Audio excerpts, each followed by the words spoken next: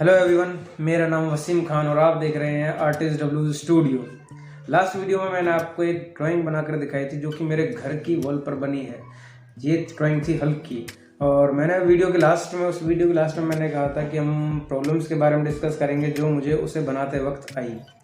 जैसे कि उसमें जो भी प्रॉब्लम्स थे उनकी फिर समस्याएं भी जो थी, उन समस्याओं को अब मैं यहाँ पर डिस्कस करने जा रहा हूँ।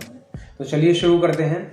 जो सबसे पहली दिक्कत आई वो आई हाइट की। हाइट में इतनी ऊंचाई पर मुझे वर्क करना था और उसे वर्क को करने के लिए काफ़ी टाइम भी लगना था। तो उसके लिए काम आया मेरा पड़ोसी दोस्त। कैसे? मेरे पास इतनी ऊंचाई तक चढ़ने के लिए सीढ़ी नहीं थी, तो छोटी थी, वो थी तो सही, है तो सही, मैंने छोटी थी, लेकिन इतनी ऊंचाई पर वर्क करने के लिए वो काम नहीं आती, उससे जल्दी थकावट हो जाती है। तो मैंने अपने दोस्त से, अपने पड़ोसी से अपनी एक सीढ़ी मांगी और उससे काम चलाया।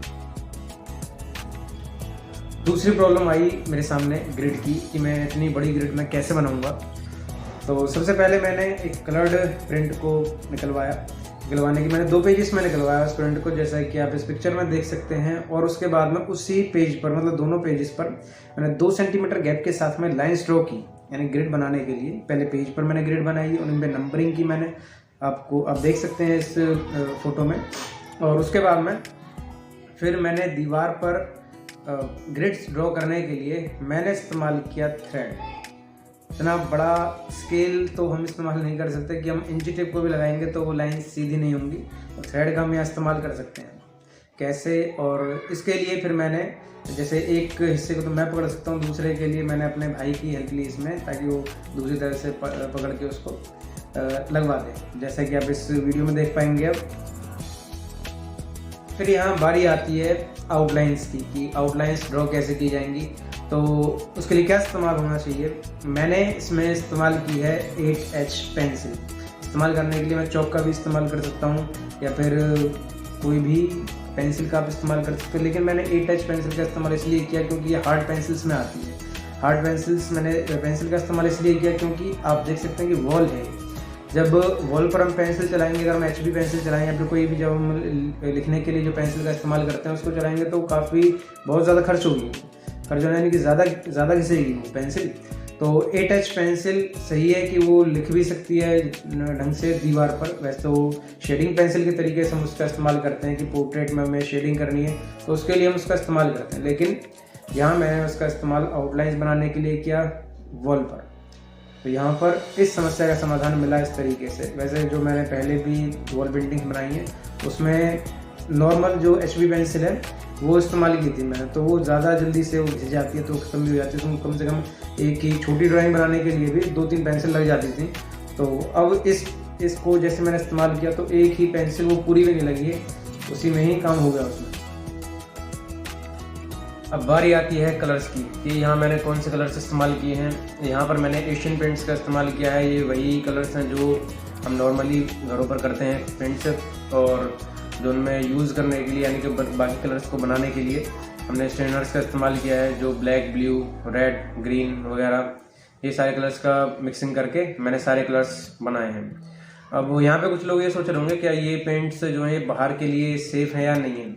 वैसे तो आप जो मर्जी उस कंपनी का आप इस्तेमाल कर सकते हैं, सभी ठीक हैं लगभग। तो ये पेंट्स बाहर के लिए सुरक्षित हैं। ये जो पेंटिंग आप देख रहे हैं यहाँ साइड में, ये पेंटिंग मैंने 2018 में बनाई थी, लेकिन अब ये थोड़ी सी फेड हो गई है। देखिए वो तो ऑब्वियस सी बात है, जब बाहर है तो धूप पड़ेगी, बारिश आएगी तो थोड़ा बहुत तो हल्का तो उसमें इफेक्ट आएगा, लेकिन पूरी तरीके से बेकार हो जाना ये नहीं होगा, ये ठीक रहेगी। तो यहाँ पर इस समस्या का ये समाधान है। तो सबसे पहले बात करता हूँ फेस की, कि फेस में मुझे क्या प्रॉब्लम आई है। देखिए वैसे तो जो पोर्ट्रेट में ड्रॉ करता हूँ पेज पर तो छोटा पोर्ट्रेट होता है तो उस पर ज़्यादा परेशानी नहीं आती, क्योंकि उसमें हम नॉर्मली थोड़ा सा हाथ को आगे पीछे करके देख लेते हैं क्या है, तो उसमें से आसानी से बन जाता है। लेकिन ये पेंटिंग बहुत बड़ी थी, और बहुत बड़ी होने का मतलब ये है कि आपको सीढ़ी पर चढ़ना होता है, अब वहाँ से उतर कर उसका अंदाज़ा लेना होता है। तो जब ज़्यादा पास से उन चीज़ों को देखते हैं तो बहुत सी चीज़ें समझ में नहीं आती हैं, थोड़ा दूर से देखने पर वो लगता है कि हाँ भाई अब ठीक है। तो बार बार उससे उतरना, फिर चढ़ना, फिर उतरना, फिर चढ़ना, तो ये चीज़ वहाँ पे दिखी मुझे कि क्या है, कैसे हमें करना है।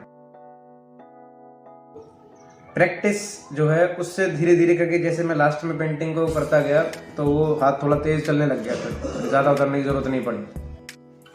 अब बारी आती है कलर मिक्सिंग की। यहाँ पर जो मैंने कलर्स इस्तेमाल किए हैं उनको मिक्स करने में जैसे कि अपने पास में ट्रे जो होती है उसमें आप जो कई सारे कलर एक साथ रख लें, फिर उनमें जैसे ज़रूरत पड़े वो मिक्स करें। एक बात आपको ध्यान रखनी पड़ेगी कि यहाँ पर जैसे ही मैंने उसको पेंट किया, जब तक वो गीला है तब तक उसका कलर कुछ और है, जैसे ही सूख जाता तो कुछ और बन जाता। तो इस बात का आपको ध्यान रखना पड़ेगा कि आपको किस टाइप से, आपको किस प्रोपोर्शन में मिक्स करना है उसको पहले ही आप जांच लें। जैसे कि मैंने इधर पहले अलग अलग ट्राई करके, जैसे आप फोटो में देख सकते हैं, इस तरीके से मैंने पहले ट्राई करके चेक किया कि कलर ये सूखने के बाद कैसा लगेगा। तो ऐसे आपको ध्यान रखना। नेक्स्ट, ये जो नेक के पास आप पोर्शन देख रहे हैं ये काफ़ी उलझा हुआ सा लग रहा था। जब मैं पास से उसको देख रहा था ऐसे लगा जैसे मानो कि तारों के शहर में पहुंच गए। तब उसके बाद में मैंने क्या किया कि मैंने थोड़ा सा मैं रुक के उसको देख रहा था, फिर उसको बाद में देखा, थोड़ी देर रेस्ट लिया मैंने। रेस्ट लेने के बाद में इसमें पूरा एक दिन मैंने ख़राब किया। ख़राब कैसे किया कि मैं कोशिश करने लग गया बिल्कुल सेम टू सेम बनाऊँ। देखिए, आपको याद रखना पड़ेगा कि अगर आप एक कलाकार हैं तो आपको ध्यान रखना होगा कि आप ज़रूरी नहीं कि आप सेम टू सेम उसको करें। आप फोटोकॉपी मशीन नहीं है, आप कलाकार हैं। तो उसमें ध्यान से आपको पैटर्न देखिए और पैटर्न के हिसाब से आप कोई नॉर्मल शेप्स जो होती हैं आपकी नॉर्मल लाइफ में, जैसे सर्कल वगैरह, ऐसी चीज़ जो सर्कल है, और या फिर कोई भी चीज़ आप नॉर्मल लाइफ से उठा सकते हैं और उसमें आप इस्तेमाल कर सकते हो उन शेप्स का कि भाई ये शेप जो है किस चीज़ से रिजेंबल कर रही है। तो मैंने भी ऐसे ही किया। ऐसे करने के बाद में फिर वो काम आसान हो गया। थोड़ी देर जैसे कि आप करते जाते हैं काम तो थोड़ा सा रेस्ट लेके भी आप काम कर सकते हैं। नेक्स्ट, वीन्स, जो इसकी नसें हैं उसमें उसी की वजह से मैंने मोस्टली इसको लिया था कि भाई इसमें डिटेलिंग ज़्यादा करनी होगी तो ये काम ज़्यादा डिटेल्ड होगा। वैसे तो मैंने इंटरनेट पे देखा था काफ़ी और भी पिक्चर्स हैं बिना नसों की भी उसमें, तो वो ज़्यादा आसान था, लेकिन मैंने थोड़ा हार्ड वर्क चूज़ किया।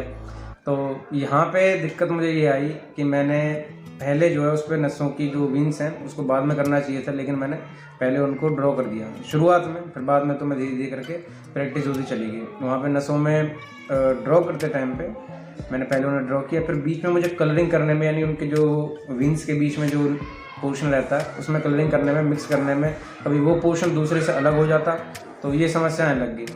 तो इस तरीके से जैसे जैसे मैं प्रैक्टिस करता गया, उसमें प्रैक्टिस के जैसे जैसे वो होता चला गया। शुरुआत में प्रॉब्लम थी, फिर मैंने गौर किया उस पर। गौर करने के बाद में फिर कई बार मैंने ऐसा किया कि नसों को बाद में बनाया, पहले उस पोर्शन को मैंने कंप्लीट कर लिया। तो ऐसे उस समस्या का समाधान हुआ। नसों को बाद में बनाना, पहले आपको पोर्शन को कंप्लीट कर लेना। नेक्स्ट, यहाँ पर आप देख रहे हैं इस पेंटिंग में कि हल्क का जो लेफ्ट हैंड है वो कंप्लीट नहीं है और एक जो राइट फीट है वो कंप्लीट नहीं है इस तस्वीर में। तो जब तक मैं हैंड तक पहुँचा था तब तक मैं इसको नॉर्मली करता गया, तो मैंने ज़्यादा ध्यान नहीं दिया कि इसको कंप्लीट भी करना नहीं करना। लेकिन जैसे मैं फुट पर पहुँचा कि इसका पैर जो है आधा है, तो मैंने सोचा क्यों ना इसको कंप्लीट किया जाए। तो कंप्लीट करने के लिए मैंने क्या किया, मैंने अपने भाई की हेल्प ली इसमें। जिस तरीके से ये हल्क जो है इसमें जिस पोजीशन में है उस पोजीशन का लेके उसका एक जो पैर है मेरे भाई का, उसकी मैंने फोटो ली, जैसे कि आप देख सकते हैं। इससे मैंने अंदाज़ा लेके उसका पैर को कंप्लीट करने की कोशिश की। तो जैसा कि आप देख सकते हैं कि मैंने किस तरीके से कोशिश की है यहाँ पे, तो आप इस तरीके से भी हेल्प ले सकते हैं। पिक्चर में बैकग्राउंड, अब बारी आती है बैकग्राउंड की। इस पिक्चर में आप देख सकते हैं कि बैकग्राउंड किस टाइप का है और जो मैंने बनाया वो अलग है। क्योंकि जब मैंने पहले सोचा था कि भाई पहले ऐसी बैकग्राउंड बना देता हूँ, लेकिन फिर मैंने सोचा कि जब इसको दीवार पर ही बना रहा हूँ क्यों ना इसको दीवार से ही निकाला जाए। तो बैकग्राउंड बनाने के लिए मैंने एक टूटी हुई वॉल की पेंटिंग बनानी चाहिए, तो वो मैंने बनाया उसको। अगर आपको आइडिया ही लेना है इस चीज़ का, अगर आपने पहले नहीं बनाया है या फिर आप पहली बार बना रहे हैं, तो आप या तो अपने आसपास कोई भी टूटी हुई चीज़ दिखे तो उसको अंदाज़ा लगाइए उससे, या फिर इंटरनेट की हेल्प से कोई भी पिक्चर देखिए उसकी। तो कोई भी ब्रोकन वॉल है तो उसकी तस्वीर देखिए, उससे आपको अंदाज़ा लग जाएगा। तो यहाँ मेरी ये पेंटिंग कंप्लीट हो जाती है। अब मैं आपको बताता हूँ कि इसमें मैंने कैमरा कौन सा इस्तेमाल किया है। मैंने अपने मोबाइल का ही कैमरा इस्तेमाल किया है यहाँ पे। इसका नाम है MI Note 9। तो इसमें हमें लो बजट में आपको अच्छी क्वालिटी भी मिल जाती है, और ये जो मैं वीडियो रिकॉर्डिंग कर रहा हूँ तुरंत भी, तो ये भी अपने ही फ़ोन से कर रहा हूँ। तो ये मैंने कैमरा इस्तेमाल किया है यहाँ पर। लास्ट में बिगिनर्स के लिए मैं यही टिप्स देना चाहता हूँ कि अगर आप ड्राइंग में इंटरेस्टेड हैं तो आपको पेशेंस और प्रैक्टिस, ये 2 चीज़ें पकड़नी होंगी, तभी आप अच्छा कर पाएंगे इसमें ड्राइंग में, तभी आपको थोड़ी सी कामयाबी मिलेगी। तो पेशेंस मतलब ये है कि आप अगर ड्राइंग कर रहे हैं और शुरुआत में आपसे अच्छी नहीं बन रही है तो कोई बात नहीं, आप थोड़ी देर रेस्ट कीजिए, कुछ देर बाद उसको शुरू कीजिए। तो इससे क्या माइंड फ्रेश भी हो जाएगा और वो अच्छा भी बनने लग जाएगा, चीज़ें हमें समझ में आने लगती हैं। तो पेशेंस और प्रैक्टिस, पेशेंस प्रैक्टिस, ये 2 ही चीज़ें अपने साथ बांध लीजिए और करते जाइए।